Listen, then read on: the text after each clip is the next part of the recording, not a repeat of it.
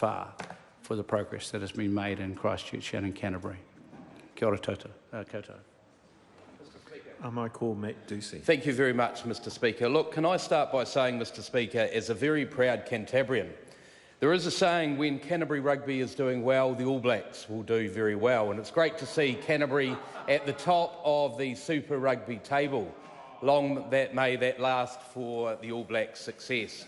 Look, I want to join in this bipartisan approach across the House today and acknowledge the current leadership with the Honourable Megan Woods as the Regeneration Minister, ably supported by the Honourable Poto Williams, and also that Minister's local advocacy in Christchurch East, to another Canterbury Member of Parliament for the Green Party, Eugenie Sage, of course for the Honourable Ron Mark, and MPs who are no longer here, Dennis O'Rourke from New Zealand First. And I must say, we miss Dennis. Bring back Dennis, is what I say. And former...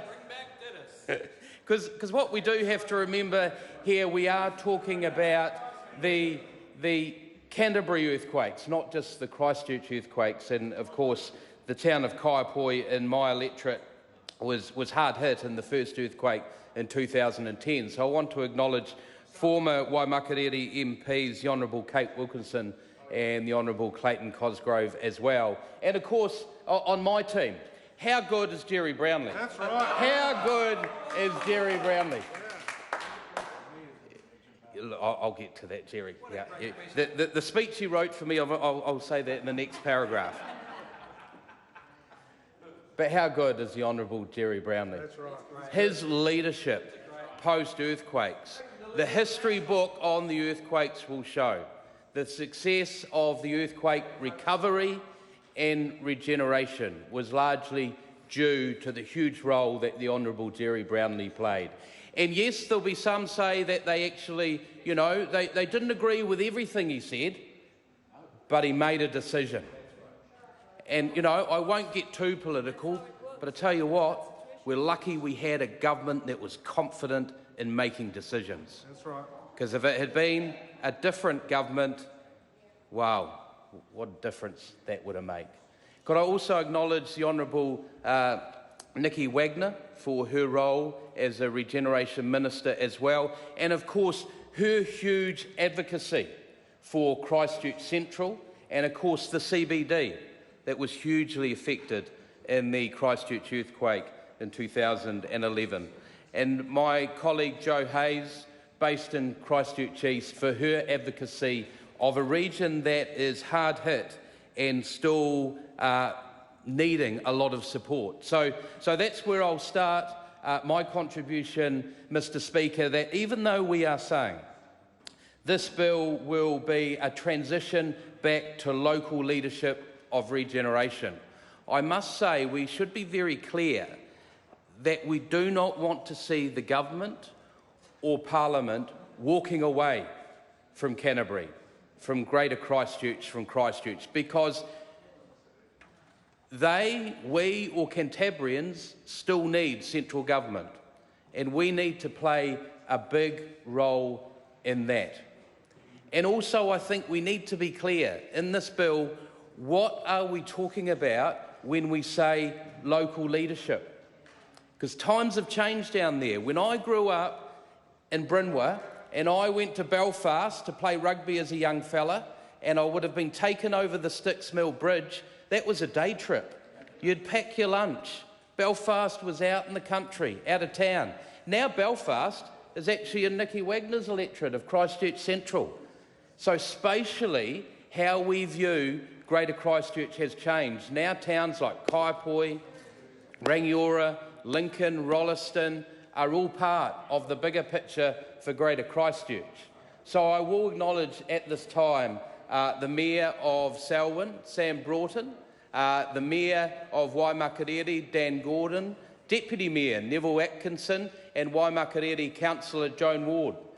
Joan and her husband led Continental Caterers, a huge North Canterbury company that was hugely affected by the earthquakes, and will know firsthand the stresses that those earthquakes put on local businesses that ultimately employ local people in our community and support them and pay wages. So I know they will be thinking as well, as leaders of local government, what does local leadership look like? Because when we say local leadership, we can't default just to Christchurch City Council. Those days have gone. And you look at the issue playing out at the moment, you know, to my alarm, ECAN wrote to the local government minister, Nanaia Mahuta, and in a law change made it possible for ECAN to pass on public transport. Leanne Dalzell, when she was elected in the last election on her first day in the front of the Christchurch Press, said she wanted to take control of public transport. That won't be good for Greater Christchurch. We need an overarching, and the Honourable Phil Twyford says, why not? And he's allowed to. He's the Transport Minister. But I know Transport Minister Phil Twyford, he's going to be looking forward to meeting the Waimakere Mayor for his advocacy of the Wood End bypass. And I'm sure the Honourable Phil Twyford, in his role as Transport Minister, will respond accordingly in the upcoming budget to give the town the Wood End bypass that they need. We're looking forward to that, Minister, as well. What we are also talking about here is ensuring that things keep moving. Because I'm pretty sure in the next few days or the next few weeks, we're going to hear how the Christchurch Cathedral has not got back on track and, in fact, behind the scenes has stalled. I think in the next few weeks, we're going to hear about the Christchurch Convention Centre that is not going to open on time and there's going to be significant delays.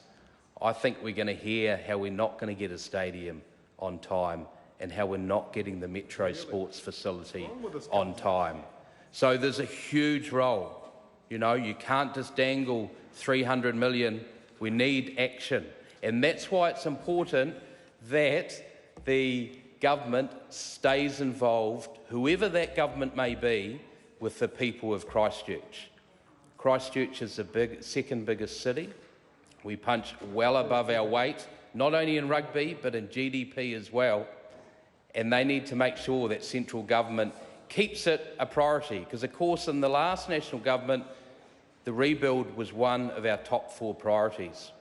So when we hear of infrastructure announcements, when Auckland gets billions and Canterbury only gets 159 million, we want to make sure that people are listening to us and we feel heard. Mr. Speaker, my final point I want to raise today is this bill will also disestablish the Regenerate Christchurch entity. And I want to join some of my other colleagues who have voiced the opinion that potentially there has been too many entities. We have some council-controlled entities that people are unsure what their roles are, but they are taking significant ratepayer money. And we need to ensure that when we transition back to local government, there is the right structures in place that they are going to deliver for the people of Christchurch, but also the people of Greater Christchurch. Because I can't stress enough that this view of Christchurch has changed significantly since the earthquakes. No longer are we talking about Christchurch City Council, but everything we talk about is how it impacts on Christchurch City Council, but also Waimak District Council and Selwyn District Council as well. I proudly support this bill to the House. I call the Honourable Eugenie Sage.